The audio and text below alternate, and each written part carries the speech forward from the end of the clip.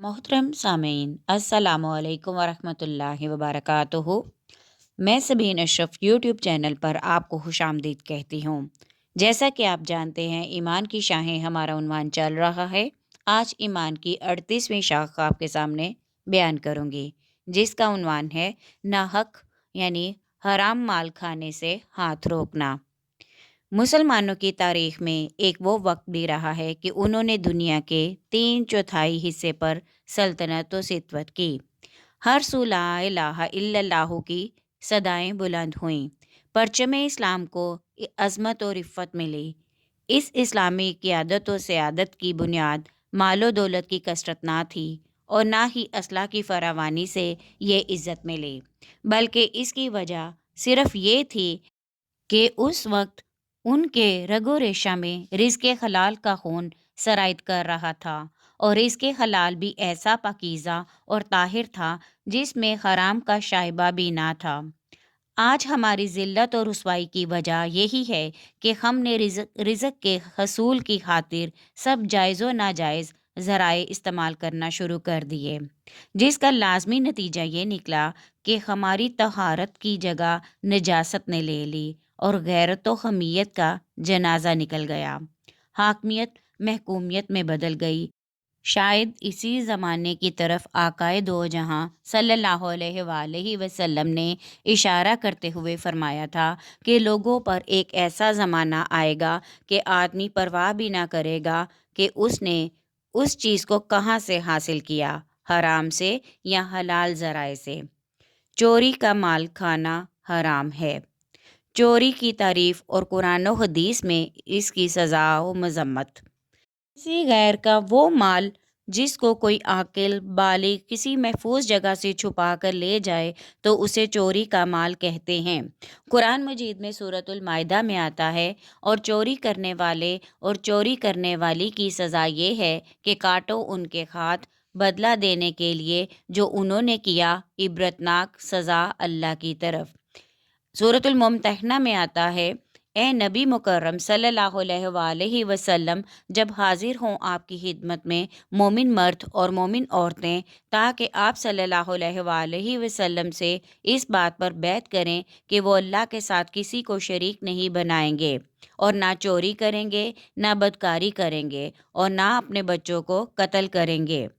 हज़रत अता और मुजाहिद रज़ी अल्लाह ताला अन्हो हज़रत ऐमन रज़ी अल्लाह ताला अन्हो से रवायत करते हैं कि रसूलुल्लाह सल्लल्लाहु अलैहि वसल्लम के अहद में ढाल की कीमत पर चोर का हाथ काट दिया जाता था, और ढाल की कीमत 1 दिनार या 10 दिरहम थी। रसूल मोहतरम सल्लल्लाहु अलैहि वसल्लम ने खुतबा हिज्जतुल विदा के मौका पर फरमाया, ए लोगो, बेशक तुम्हारी जानें और तुम्हारे अमवाल सब के सब तुम पर हमेशा के लिए ऐसे ही हराम हैं जैसे आज के दिन इस शहर मक्का मुकरमा में तुम पर एक दूसरे का खून हराम और माल हराम है। हदूद में सिफारिश की ममानियत। हज़रत आयशा रज़ी अल्लाह ताला अन्हो फरमाती हैं कि कुरैश इस बात से परेशान थे कि एक महजूमी औरत ने चोरी की थी। उन्होंने कहा कि इसके बारे में रसूलुल्लाह सल्लल्लाहु अलैहि वसल्लम से कौन सिफारिश करेगा। लोगों ने कहा कि इसकी जुर्रत सवाए हज़रत उसामा रज़ी अल्लाह ताला अन्हो के और कौन कर सकता है, जो हजूर सल्लल्लाहु अलैहि वसल्लम के लाडले हैं। हज़रत उसामा रज़ी अल्लाह ताला अन्हो ने हजूर सल्लल्लाहु अलैहि वसल्लम से इसकी सिफारिश की। हजूर सल्लल्लाहु अलैहि वसल्लम ने फरमाया, क्या तुम अल्लाह की हुदूद में सिफारिश कर रहे हो? फिर आप सल्लल्लाहु अलैहि वसल्लम ने खड़े होकर खुतबा दिया और फरमाया, ए लोगो, तुम से पहले लोग इसीलिए हलाक हो गए कि जब उनमें से कोई मोअज़्ज़िज़ आदमी चोरी करता तो वो उसको छोड़ देते, और जब कोई कमज़ोर व गरीब आदमी चोरी कर लेता तो उस पर हद कायम करते थे। और बाखुदा अगर फ़ातिमा बिनते मोहम्मद सल्लल्लाहु अलैहि वसल्लम भी चोरी करती तो मैं उसका हाथ भी काट देता। आजकल हमारे माशरे में भी यही हो रहा है कि अगर किसी वडेरे से जुर्म हो जाए तो उसकी सिफारिश करने के लिए प्राइम मिनिस्टर और चीफ मिनिस्टर भी तैयार हो जाते हैं ताकि वो हुदूद से मुस्तस्ना हो जाए, और दूसरी तरफ कोई गरीब बेचारा किसी मुजरिम के पास से भी गुजर जाए तो उसे सज़ा दी जाती है। अस्तगफिरुल्लाह। میری غربت نے اڑایا ہے میرے فن کا مذاق، میری غربت نے اڑایا ہے میرے فن کا مذاق، تیری دولت نے تیرے عیبوں کو چھپا رکھا ہے۔ حیرت و افسوس ہے ان لکھے پڑھے جاہلوں پر جو انسانیت کے تحفظ و بقا کے لیے بنائے گئے اصولوں اور قوانین کا مذاق اڑاتے ہیں۔ آج انسانیت لاکھوں محافظوں کے ہوتے ہوئے بھی جس فساد، چوری، ڈاکہ زنی، راہ زنی اور لوٹ مار کا شکار ہے، اس پر انہیں شرم آنی چاہیے۔ یہ کہنا کہ اگر ہاتھ کاٹے گئے تو وہ روزی کیسے کمائے گا، ظلم کی انتہا دیکھیے۔ اس کاٹے ہوئے ہاتھ والے ظالم چور کی روزی کا خیال تو آ گیا، لیکن صحیح سالم ہاتھوں والے پڑھے لکھے لوگوں کے بے روزگار ہونے کا کوئی خیال نہیں۔ ایسی سزائیں صرف عبرت کے لیے دی جاتی ہیں تاکہ دوسرے لوگ محتاط ہو جائیں اور ان کی جان و مال محفوظ ہو جائیں اور پورا معاشرہ امن و سلامتی کا گہوارہ بن جائے۔ رشوت کا معنی اور اس کے اقسام۔ کوئی شخص حاکم یا کسی کو کچھ چیز دے تاکہ وہ اس کے حق میں فیصلہ کر دے یا حاکم کو اپنی منشا پوری کرنے پر ابھارے۔ علامہ ابن اسیر رحمۃ اللہ علیہ لکھتے ہیں، کچھ پیسے دے کر اپنی حاجت پوری کرانا یہ رشوت ہے۔ رشوت کی 4 اقسام ہیں۔ پہلی قسم یہی ہے کہ منصب قضا کو حاصل کرنے کے لیے رشوت دینا۔ اس رشوت کا لینا اور دینا دونوں حرام ہیں۔ نمبر 2، کوئی شخص اپنے حق میں فیصلہ کرانے کے لیے قاضی کو رشوت دے، یہ رشوت جان بین سے حرام ہے، خواہ وہ فیصلہ حق اور انصاف پر مبنی ہو یا نہ ہو۔ اس طرح کسی افسر کو اپنا کام کرانے کے لیے رشوت دینا بھی حرام ہے اور لینا بھی حرام ہے۔ نمبر 3، اپنی جان اور مال کو ظلم اور ضرر سے بچانے کے لیے رشوت دینا، یہ لینے والے پر حرام ہے اور دینے والے پر حرام نہیں۔ اسی طرح اپنے مال کو حاصل کرنے کے لیے بھی رشوت دینا جائز اور رشوت لینا حرام ہے۔ کسی شخص کو اس لیے رشوت دی کہ وہ اس کو بادشاہ یا حاکم تک پہنچا دے تو اس رشوت کا دینا جائز اور لینا حرام ہے۔ یہ رشوت کی 4 اقسام تھیں۔ رشوت کا مال کھانا حرام ہے۔ سورۃ النساء میں آتا ہے، اور لوگوں کا مال برے طریقے سے کھاتے ہیں۔ سورۃ المائدہ میں آتا ہے، اے حبیب صلی اللہ علیہ وآلہ وسلم، آپ دیکھتے ہیں ان میں سے اکثر کو یہ بڑے تیز رفتار ہیں گناہ اور زیادتی کرنے میں اور حرام خوری میں، اور بے شک یہ بہت ہی برے کام کرتے رہتے ہیں۔ سورۃ البقرہ میں ارشاد باری تعالیٰ ہے، اور ایک دوسرے کا مال آپس میں ناجائز طریقے سے نہ کھاؤ۔ حضور صلی اللہ علیہ وآلہ وسلم نے فرمایا، رشوت لینے والے اور دینے والے پر اللہ تعالیٰ کی لعنت ہے۔ رشوت کفر کے حکم میں ہے۔ رشوت لینے اور دینے والا دونوں جہنمی ہیں۔ حضور صلی اللہ علیہ وآلہ وسلم نے رشوت لینے والے، رشوت دینے والے اور ان دونوں کے درمیان واسطہ بننے والے پر لعنت بھیجی ہے۔ رسول اللہ صلی اللہ علیہ وآلہ وسلم نے حضرت عبداللہ بن رواحہ رضی اللہ تعالیٰ عنہ کو یہود کی طرف بھیجا تاکہ وہ خراج کی مقدار مقرر کریں۔ یہود نے کچھ مال کے ان کے لیے بھی پیشکش کر دی، لیکن انہوں نے کہا کہ تم نے رشوت کی جو پیشکش کی ہے وہ حرام ہے، ہم رشوت نہیں کھاتے۔ حضرت عمر بن عبدالعزیز رضی اللہ تعالیٰ عنہ کی خدمت عالیہ میں ہدیہ پیش کیا گیا تو آپ نے اسے قبول کرنے سے انکار کر دیا۔ آپ سے کہا گیا کہ حضور صلی اللہ علیہ وآلہ وسلم بھی ہدیہ قبول فرماتے تھے، تو انہوں نے جواب دیا، آپ صلی اللہ علیہ وآلہ وسلم کے لیے ہدیہ تھا، ہمارے لیے رشوت ہے۔ عدل و انصاف کے راستے کی سب سے بڑی رکاوٹ رشوت ہے۔ ہر آدمی اگر اپنے آپ کو سمجھا لے کہ میں رشوت نہیں دوں گا، میرا کام دیر سے ہوتا ہے تو ہو جائے، اسی نیت سے ہی معاملہ ٹھیک ہو سکتا ہے۔ لیکن ہماری جلد بازیاں ہمیں اچھے برے کام کی تمیز سے بے نیاز کر دیتی ہیں۔ ہم رشوت کو مختلف نام دے دیتے ہیں اور اپنے تئیں سمجھتے ہیں کہ یہ حرام نہیں، حالانکہ نام بدلنے سے حکم نہیں بدل جاتا۔ آج رشوت کا نام بچوں کی مٹھائی ہے، تحفہ ہے، ہدیہ ہے، سب حرام ہیں۔ اس سلسلے میں حضور صلی اللہ علیہ وآلہ وسلم کا بڑا واضح ارشاد ہے، آپ صلی اللہ علیہ وآلہ وسلم نے فرمایا، جس کو ہم نے کسی کام پر مقرر کر دیا اور اس کے معاش کا بھی انتظام کر دیا، اس کے بعد وہ جو کچھ لے خیانت ہوگی۔ ناپ تول میں کمی کر کے کھانا حرام ہے۔ دھوکہ بازی اور فریب کاری کی ایک قسم ناپ تول میں کمی ہے۔ قرآن مجید میں اس پہلو کا بڑے اہتمام سے ذکر کیا گیا ہے۔ ارشاد فرمایا، سورۃ الانعام میں آتا ہے، اور ناپ تول میں پورا انصاف کرو، ہم کسی نفس پر اس کی استطاعت سے زیادہ بوجھ نہیں ڈالتے۔ قرآن مجید میں بنی اسرائیل سورہ بنی اسرائیل میں ارشاد ہوتا ہے، اور پورا پورا ماپو، جب تم کسی چیز کو ماپنے لگو اور تولو تو اپنے ترازو سے تولو جو بالکل درست ہو۔ سورۃ الاعراف میں آتا ہے، اور پورا کرو ناپ اور تول کو، اور نہ گھٹا کر دو لوگوں کو ان کی چیزیں۔ سورۃ الہود میں آتا ہے، حضرت شعیب رضی اللہ تعالیٰ عنہ نے اہل مدین کو خطاب کیا، ناپ اور تول میں کمی نہ کرو، میں تمہیں دیکھتا ہوں کہ تم خوشحال ہو، اور میں ڈرتا ہوں کہ کہیں تم پر اس دن کا عذاب نہ آ جائے جو ہر چیز کو گھیرنے والا ہے۔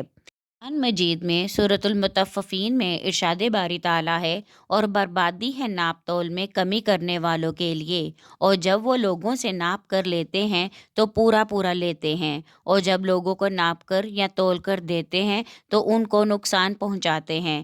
کیا وہ خیال بھی نہیں کرتے کہ انہیں قبروں سے اٹھایا جائے گا ایک بڑے دن کے لیے؟ حضرت ابن عباس رضی اللہ تعالیٰ عنہ سے روایت ہے، نبی پاک صلی اللہ علیہ وآلہ وسلم نے فرمایا، ان 5 چیزوں پر یہ 5 سزائیں ملتی ہیں۔ نمبر 1، جو قوم عہد شکنی کرتی ہے، اللہ تعالیٰ اس پر اس کے دشمن مسلط کر دیتا ہے۔ نمبر 2، جو قوم احکام الہی کے خلاف فیصلے کرتی ہے، اللہ تعالیٰ ان کو تنگ دست کر دیتا ہے۔ نمبر 3، جس قوم میں بدکاری عام ہو جاتی ہے، اس میں طاعون پھیل جاتا ہے۔ نمبر 4، جو قوم ناپ اور تول میں کمی کرتی ہے، وہاں زرعی پیداوار میں برکت نہیں رہتی، قحط سالی پھیل جاتی ہے۔ نمبر 5، اور جو قوم زکوٰۃ نہیں دیتی، اللہ تعالیٰ ان پر بارش نازل نہیں کرتا۔ سود کی حرمت۔ ربوا سود کی تعریف۔ عربی میں سود کو ربوا کہتے ہیں۔ اس کا معنی کسی چیز کا زیادہ ہونا اور بڑھنا ہے۔ جب مال زیادہ ہو جائے تو اہل عرب کہتے ہیں ربا المال۔ تعریف۔ ربوا سے مراد مال میں وہ زیادتی ہے جو سرمایہ دار اپنے مقروض کو قرض کی ادائیگی کی مہلت دے کر حاصل کرتا ہے، یا اس سے مراد ہر وہ زیادتی ہے جو کسی عوض کے بغیر ہو اور معاوضہ میں ایک فریق کے لیے مشروط ہو۔ اسلام میں سود کی مذمت۔ اسلام نے تجارت کے ذریعے مال کو نفع بخش بنانا جائز قرار دیا۔ ارشاد خداوندی ہے، قرآن پاک میں سورۃ النساء میں آتا ہے، اے ایمان والو، ایک دوسرے کا مال باطل طریقے سے نہ کھاؤ، مگر یہ کہ کوئی مال باہمی رضامندی سے تجارت کے ذریعے حاصل ہو جائے۔ تجارت کے لیے تگ و دو کو وابتغوا من فضل اللہ ہی کہا، لیکن سود کے ذریعے نفع حاصل کرنے کو ناپسند جانا۔ اللہ تعالیٰ نے ارشاد فرمایا، سورۃ البقرہ میں آتا ہے، اے ایمان والو، اللہ سے ڈرو اور جو سود تمہارا باقی رہ گیا ہے اسے چھوڑ دو، اگر واقعی تم مومن ہو۔ لیکن اگر تم نے ایسا نہیں کیا تو خبردار ہو جاؤ کہ اللہ اور اس کے رسول کی طرف سے اعلان جنگ ہے، اور اگر تم توبہ کر لو تو اصل زر لینے کا تمہیں حق ہے، نہ تم ظلم کرو، نہ تم پر ظلم کیا جائے گا۔ سورۃ البقرہ میں ہی ایک دوسری جگہ ارشاد باری تعالیٰ ہے، جو لوگ کھایا کرتے ہیں سود، وہ نہیں کھڑے ہوں گے مگر جس طرح کھڑا ہوتا ہے وہ جسے پاگل بنا دیا ہو شیطان نے چھو کر۔ یہ حالت اس لیے ہوگی کہ وہ کہا کرتے تھے، سوداگری بھی سود کی مانند ہے، حالانکہ حلال فرمایا اللہ نے تجارت کو اور حرام کیا سود کو۔ سورہ آل عمران میں ارشاد باری تعالیٰ ہے، اے ایمان والو، نہ کھاؤ سود دگنا چگنا کر کے، اور اللہ سے ڈرتے رہو۔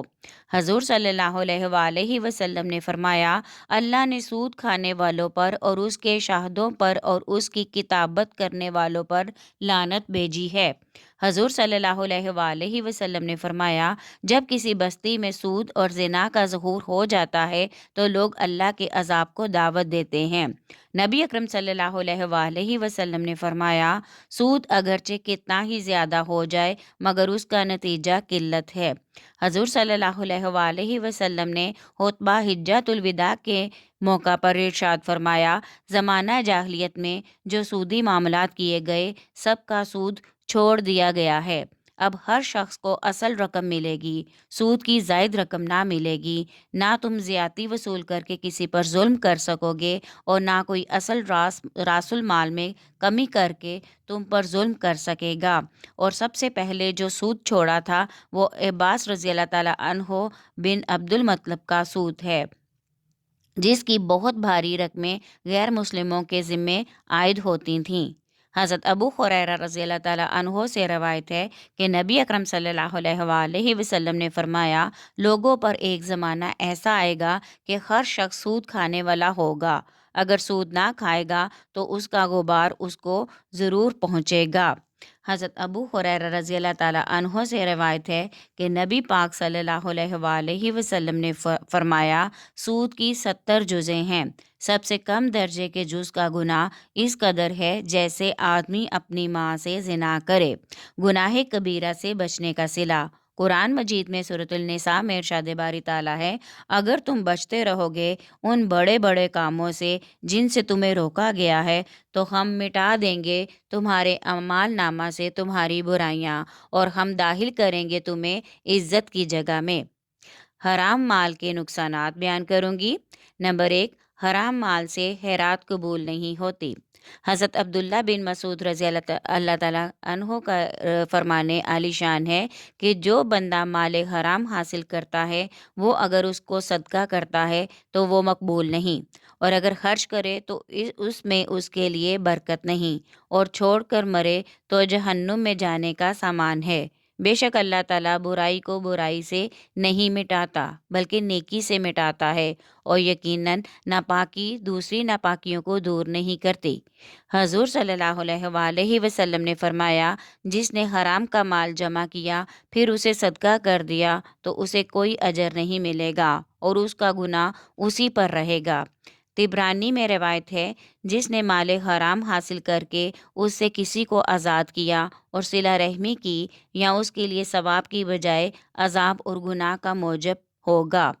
حضرت سفیان ثوری رضی اللہ تعالیٰ عنہ کہتے ہیں، جو شخص مال حرام سے صدقہ و خیرات دیتا ہے گویا وہ ناپاک کپڑوں کو پیشاب سے دھونے کی کوشش کرتا ہے، اس طرح وہ پہلے سے بھی زیادہ ناپاک ہو جاتے ہیں۔ نمبر 2، عبادت قبول نہیں ہوتی۔ ابن عمر رضی اللہ تعالیٰ عنہ نے فرمایا، جس نے 10 درہم کا کپڑا خریدا اور اس میں 1 درہم حرام ہے تو اللہ تعالیٰ اس آدمی کی نماز قبول نہیں کرے گا جب تک وہ اس کے جسم پر رہے گا۔ پھر آپ نے اپنی دونوں انگلیوں کو دونوں کانوں میں داخل کر کے فرمایا، یہ دونوں بہرے ہو جائیں، اگر میں نے حضور صلی اللہ علیہ وآلہ وسلم کو بھی فرماتے ہوئے نہ سنا ہو۔ رسول اللہ صلی اللہ علیہ وآلہ وسلم نے فرمایا، اے سعد، حلال کا کھانا کھا، تیری دعائیں قبول ہوں گی۔ قسم ہے اس ذات کی جس کے قبضہ قدرت میں محمد صلی اللہ علیہ وآلہ وسلم کی جان ہے، جب آدمی اپنے پیٹ میں حرام کا لقمہ ڈالتا ہے تو اس وجہ سے اس کی 40 دن کی عبادت قبول نہیں ہوتی۔ جو شخص حرام سے اپنا گوشت بڑھاتا ہے جہنم کی آگ اس کے بہت قریب ہوتی ہے۔ نمبر 3، دعا قبول نہیں ہوتی۔ حضرت ابو ہریرہ رضی اللہ تعالیٰ عنہ سے روایت ہے کہ نبی اکرم صلی اللہ علیہ وآلہ وسلم نے فرمایا، بے شک اللہ تعالیٰ پاک ہے اور نہیں قبول فرماتا مگر پاک کو، اور بے شک اللہ تعالیٰ نے ایمان والوں کو اسی بات کا حکم دیا ہے جس کا رسولوں کو حکم دیا تھا، یعنی فرمایا، اے رسولو، پاک چیزوں سے کھاؤ اور نیک عمل کرو۔ فرمایا، اے ایمان والو، پاک چیزوں سے کھاؤ اور جو ہم نے تمہیں روزی دی۔ پھر ایک آدمی کا ذکر فرمایا جو طویل سفر کرتا ہے، بال بکھرے ہوئے غبار آلود ہیں، اپنے ہاتھوں کو آسمان کی طرف اٹھا کر کہتا ہے، یا رب، یا رب، حالانکہ اس کا کھانا حرام، اس کا پینا حرام، اس کا پہننا حرام، اس کا لباس حرام، اسے حرام غذا کھلائی جاتی ہے، بھلا اس کی التجا کیسے قبول کی جائے گی؟ حضرت عبداللہ بن عباس رضی اللہ تعالیٰ عنہ سے روایت ہے کہ حضرت سعد بن ابی وقاص رضی اللہ تعالیٰ عنہ نے حضور صلی اللہ علیہ وآلہ وسلم سے عرض کی، یا رسول اللہ صلی اللہ علیہ وآلہ وسلم، آپ دعا فرمائیں اللہ مجھے مستجاب الدعوات جس کی تمام قبول ہوں بنا دے۔ آپ صلی اللہ علیہ وآلہ وسلم نے فرمایا، لقمہ حلال کا التزام فرما لو، خود بخود مستجاب الدعوت ہو جاؤ گے۔ رسول اللہ صلی اللہ علیہ وآلہ وسلم نے اس کو تسبیحات و وظائف کی کثرت کی تلقین کی بجائے لقمہ حلال کی ترغیب دی۔ افسوس، ہم مستفی وظیفے کو چھوڑ کر دوسرے لمبے چوڑے وظیفوں میں پڑے ہوئے ہیں اور خیال کرتے ہیں کہ شاید ہم حالی تسبیحات سے ہی یہ مقام حاصل کر لیں گے۔ جنت سے محرومی۔ حضرت ابو بکر صدیق سے روایت ہے، نبی پاک صلی اللہ علیہ وآلہ وسلم نے فرمایا، وہ جسم جنت میں داخل نہیں ہوگا جو حرام روزی سے پلا ہو۔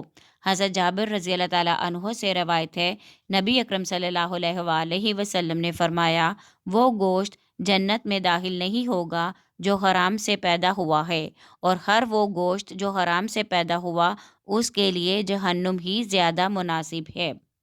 کے ساتھ ہی میری آج کی آڈیو کا اختتام ہوتا ہے، جس میں نے چوری، رشوت، ناپ تول، سود اور گناہ کبیرہ کو قرآن و حدیث کی روشنی میں آپ کے سامنے بیان کیا ہے۔ امید ہے آپ کو آج کی آڈیو پسند آئے گی۔ پسند آئے تو لائک کریں، شیئر کریں اور کمنٹ میں اپنی رائے کا اظہار ضرور کریں، اور چینل کو سبسکرائب کرنا ہرگز نہ بھولیے گا۔ شکریہ۔